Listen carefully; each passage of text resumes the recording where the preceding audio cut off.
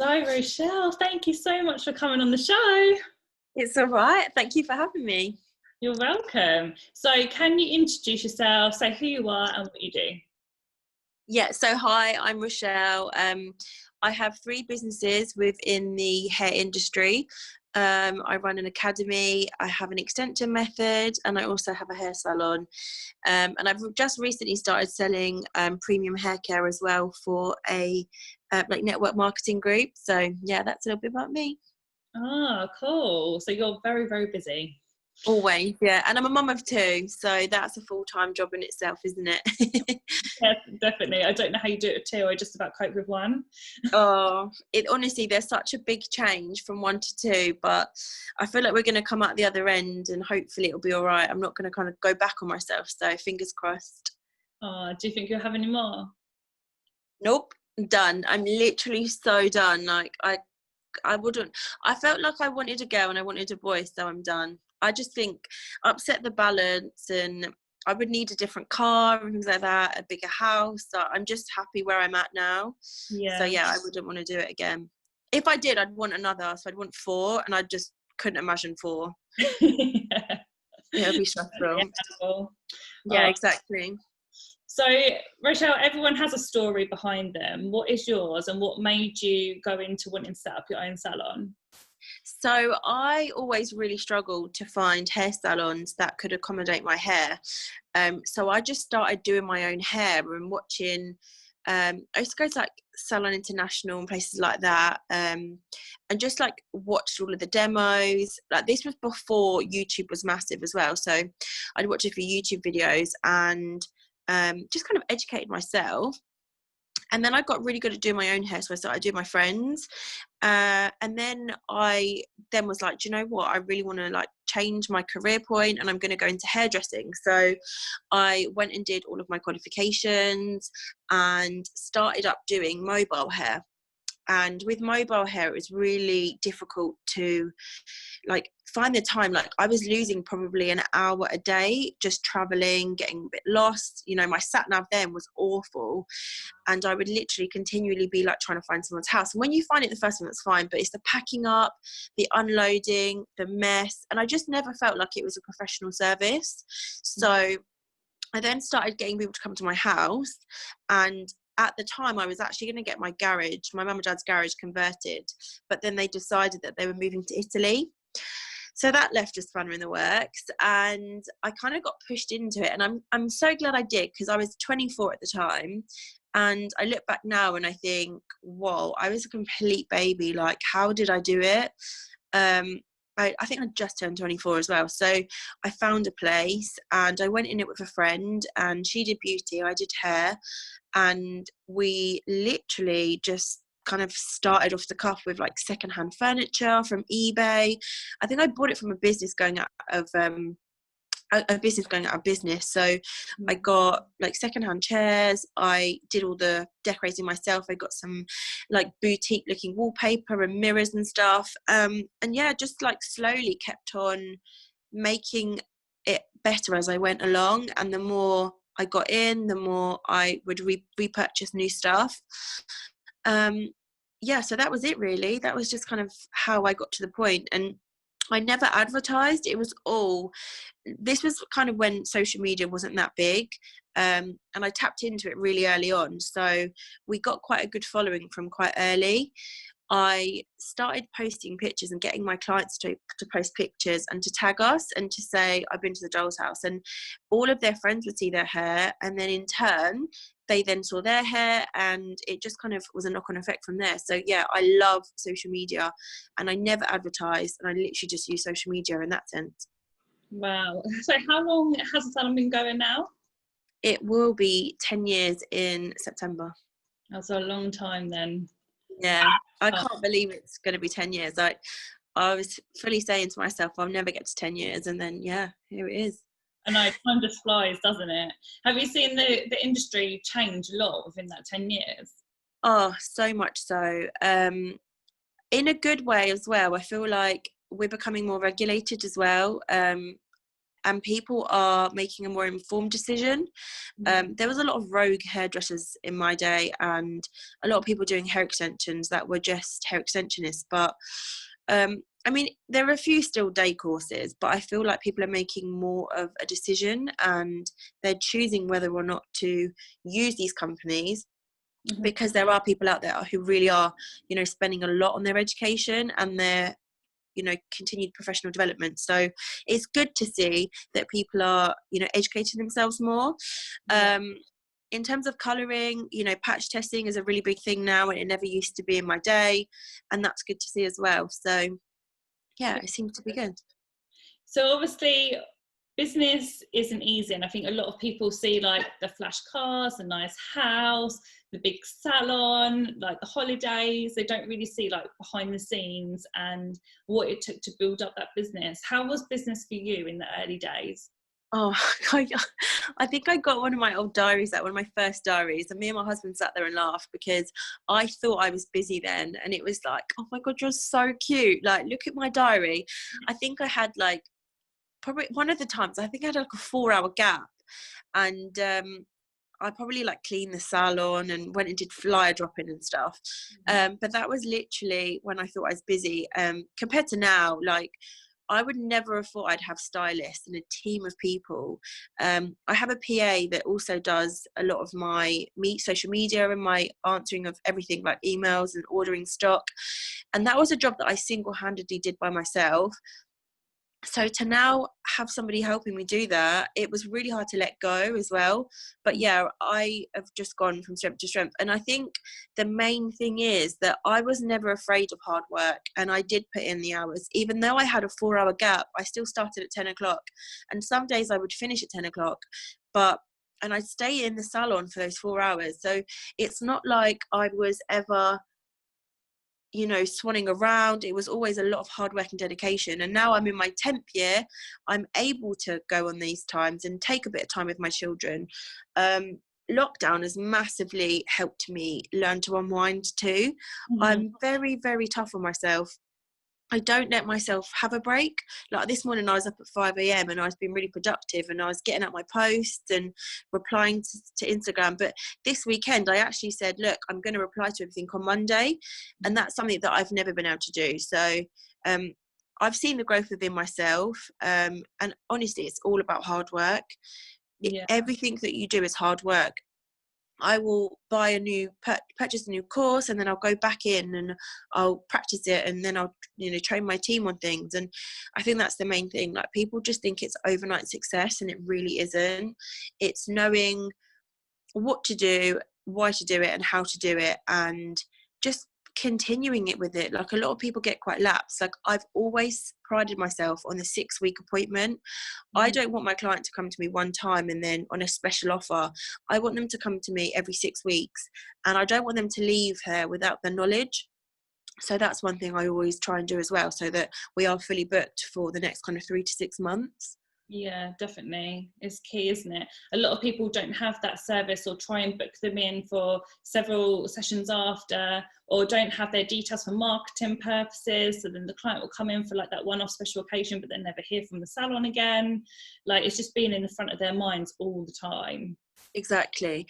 And you can make their hair look amazing, and you can do a really funky cut, but if they can't go back and recreate it, and you haven't given them the tools, i.e. teaching them how to style their hair or the right aftercare shampoos, then how else would they do it? They would be really struggling, and they wouldn't be able to, you know, recreate that style. And then they're going to think, well, that was just way too funky for me, and they're not going to want to come back to you. So it's all about transparency. Yeah, definitely. And on you touching that, actually, that comes down to like retail. And I think a lot of like hairdressers and beauticians are scared to retail because they think, oh, we don't want to sell. But actually, it's not that, or is it? It is. Are they able to recreate that style that you've just done at home? Like, how are they going to look after what you've produced at home? I always tell my staff, like, your client needs shampoo. They're going to buy it from somewhere. So why would they not buy it from a professional who knows their hair, who has physically done it themselves and coloured it, and knows what will help to nourish it? So a lot of our aftercare is down to obviously extensions. Like, we have people spend thousands. like, why would you spend thousands on hair extensions and not on the aftercare, which is around £30? It just doesn't make sense. So it's just creating that value for the client, and everyone that does, they just rebuy because they know how good the product is. I physically will always try what we sell, and I personally just couldn't sell you something that I hadn't tried or I didn't believe in. So yeah, we're very particular with what we stock. Yeah, definitely. I'm exactly the same. If I haven't trialed that and seen a difference, then I'm not stocking it in the salon. So, Exactly. and that's It's what not money making. It obviously helps and it's great for a salon owner, but the reality is you are spending out thousands on stock, so you need to be sure that it's a product that people will return and keep buying. So yeah, if you just get any old rubbish in, people won't rebuy it. Yeah, definitely. So over these last 10 years then, what's been your proudest moment in business so far? We won Best Local Business. I think that was 2018. Yeah, it was 2 years ago. So 2018. That was amazing because I still feel really young at heart, and like my girls are like 20s, like really early 20s, and I still think I'm like part of their age group. So to get like a best local business, not just in my industry, just as a general local business, like that was such an achievement, because it just shows that it's hard work and dedication that got that. And I love to see like my team happy too. That's a massive reflection. And when they're happy, I'm happy. And when my client leaves and they're happy, that's just everything to me. It's such a confidence boost, and that's probably a part of the reason why lockdown's been really hard for me, because I've obviously been getting quite a few messages from clients like really desperate for me to do their hair.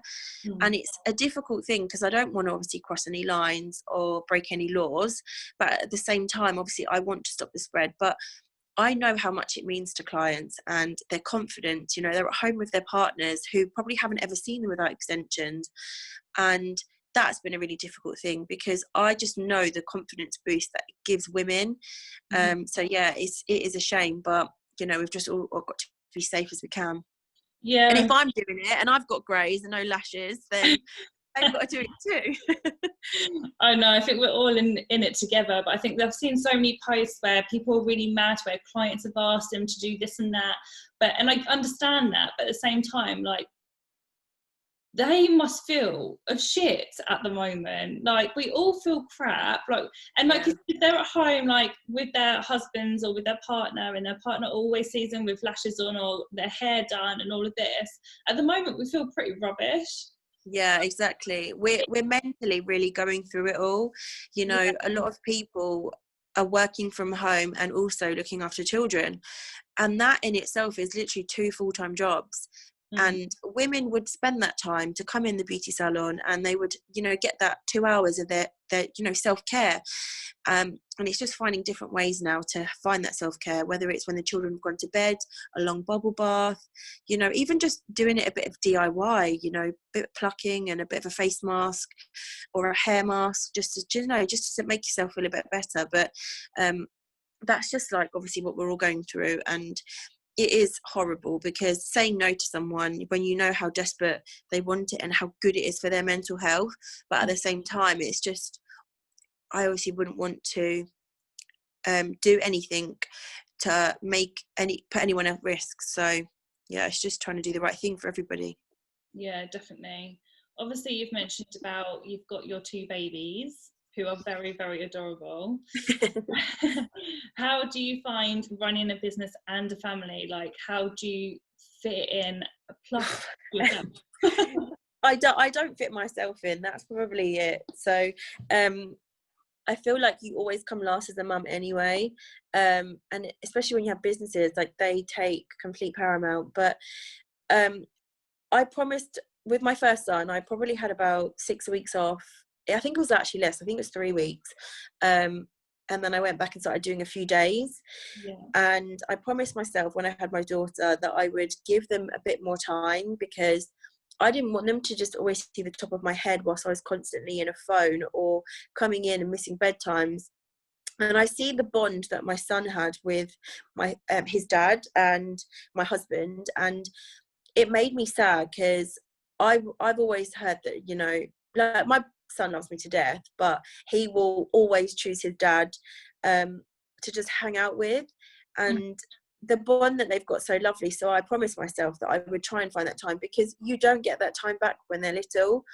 And I've had it in the past where I've sacrificed so much of my time for clients, and they've turned around and they've gone to someone slightly cheaper, or, you know, someone that comes to their house. So I know that I am sometimes indispensable to them.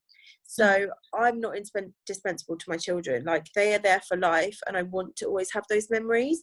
So I had to put my foot down and be a bit firmer and say to my clients, look, I'm only going to be doing 3 days a week now, and I'm not working past these times, and I'm only going to be doing a few Saturdays every month.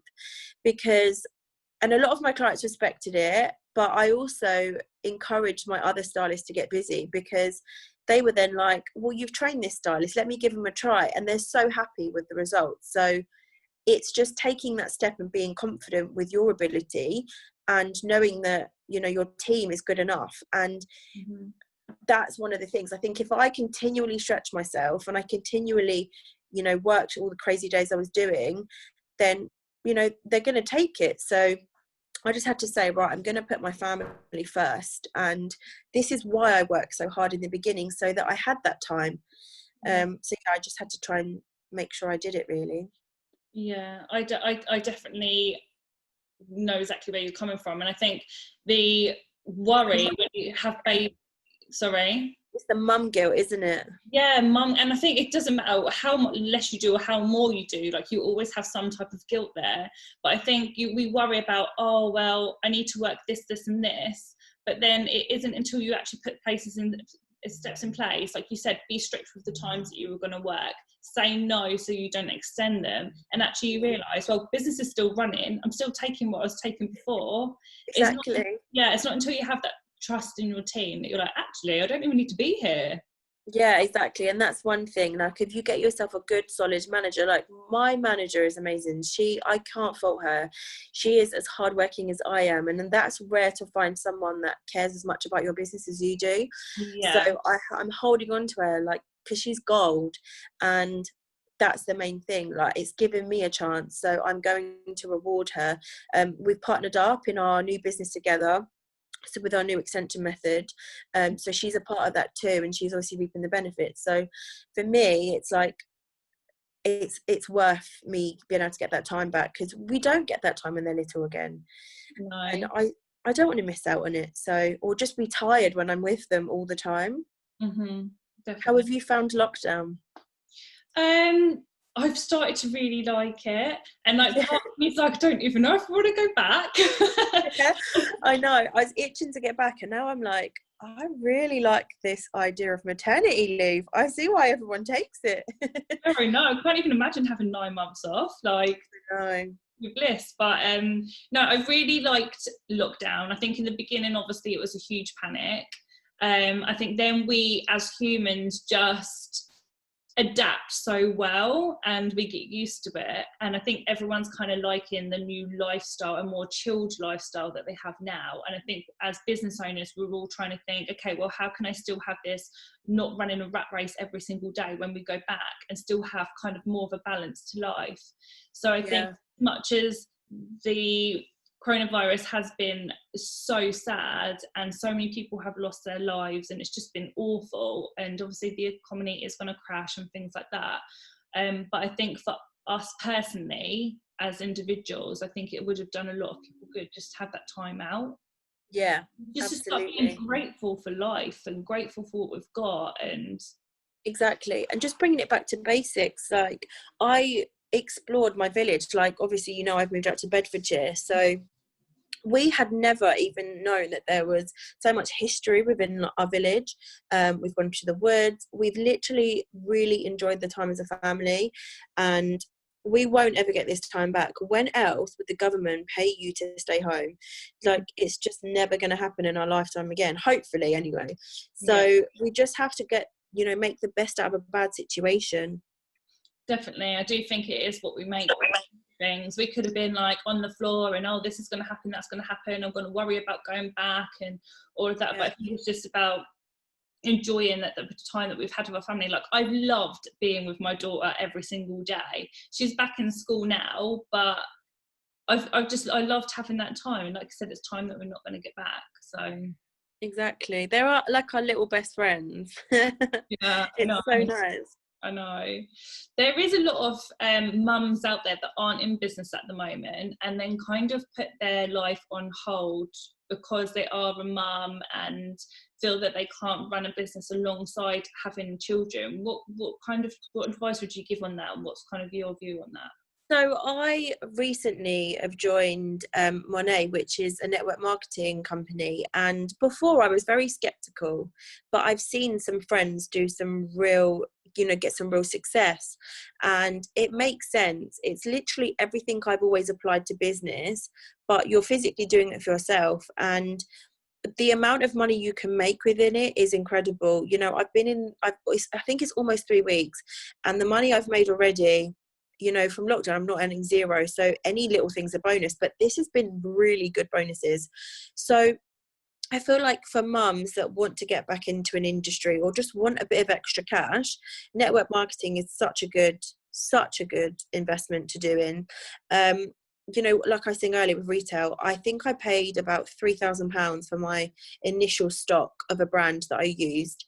And, a lot of it sits on the shelf, it's dead. Some of the time you need a big warehouse, you need pickers, packers. Like, this is literally a ready-made set up business. You don't have to worry about a website, it's already there for you, and you're literally just doing what you would do, scrolling through Instagram, but you're actually going to start making money from it. So that's a good thing for mums to get into. You are physically working from home, kids still nap, they're eating, you've got a few minutes. You could do that. Or if you're ever and you're looking to get back into an industry, there's so many courses online nowadays. They were offering out free courses the other day from the Open University for people to just update their skills. So I think the main thing is just going out and taking that risk. No one has ever gone anywhere by saying no. And I always gave myself a goal, and I said, in 5 years I want to be here, in 10 years I want to be here. And it's all about positive mental attitude. Without it, I probably would just sit at home and not really do much, but it's pushed me and driven me to get where I needed to be. And some of the things are quite superficial, but actually it's providing for my family and not relying on a man to give me money and wait until that man said, here you go, here's some cash. I'm putting food on the table, providing, and I'm not having to rely on anybody for it. And that's the nicest thing, because I remember always being young thinking that the man could be a breadwinner, but actually no, we're 2020, a woman can be as well. Yeah, definitely. Not that I am the breadwinner, my husband does really well too, but I feel like we motivate and inspire each other. Yeah, And I was going to say, is your husband really supportive of you? he is so supportive. He is a kitchen and a bathroom fitter and electrician by trade, but I wouldn't have the salon I did if it wasn't for him. He plumbed everything in for me. He put shelves up. He taught me things. I can now physically work a drill and make stuff from nothing. So we're a really good team together, but it's nice to know that I have that support from him too. If I do have to work a little bit later, he can obviously hold the fort down as well. That's so good. Partnership right there. So I wanted to touch on obviously what's been going on in the world lately regarding Black Lives Matter. And obviously I've been watching your social media and I feel that it's been very powerful and moving. And I know you've experienced racism and stuff in the past. What are kind of your thoughts and feelings regarding this subject at the moment? Oh God, have we got all day? It's such a vast thing. I feel like it's been underlying for such a long time, and obviously when you start looking at the history of civil rights and slavery, it wasn't that long ago that these things were abolished. So it's still within family and family lines. You could hear as a child your grandparents say something derogatory towards somebody because of their skin tone, and you would grow up thinking that you are superior, that is right, and your way of thinking is the only way, because you don't know any different. And it's just about education. I have been educating myself. As a mum, I want my children to grow up thinking the world is equal, and I want my friendship circle to teach their children that everybody's equal. And that is the main part of it. It's just treating people as they are humans, and that we aren't different skin tones, and it doesn't define us. You know, I see things where it's like, oh, it's justifying someone being racist. Like, there is never justification for you to be mean to anybody else because of their skin color, their eye color, their hair color. We are all human beings. We bleed the same color blood. Why does it matter? And yeah, like, it's just sad that it's got to this point now that lives are being taken by people in power because they don't like the skin tone. And that's exactly it.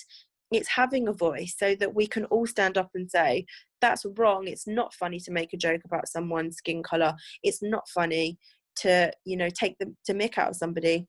Yeah. And, you know, so that our children don't hear these things and they unlearn bad behaviors. As their parents, we're supposed to mold and guide them.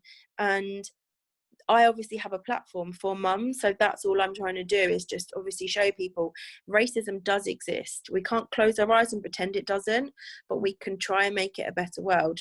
It might not happen in our lifetime, it might not be our children's lifetime, but every small step and every small change and reaction will hopefully create a better reaction. So yeah. Definitely. I love that. And I just think that you should keep shouting from the rooftops, because I just think you're so, like, obviously you're knowledgeable on all of this situation and everything anyway, but I think you've just got this voice where people will listen. So I think you're doing amazing things. So well done. Oh, thank you. How do you think, go on, sorry.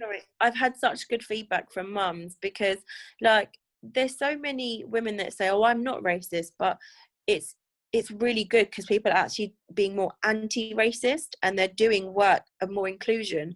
And I myself was, you know, privy to it. I was saying about my doll. I bought my daughter a doll, her first baby doll, and it looks like her. It's the same skin tone as her, same dark hair, same dark eyes.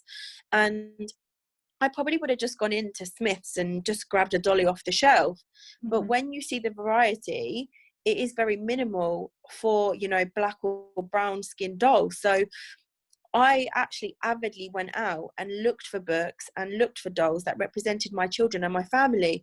My husband and I are both mixed race. So my son and my daughter have one white nanny and one black nanny.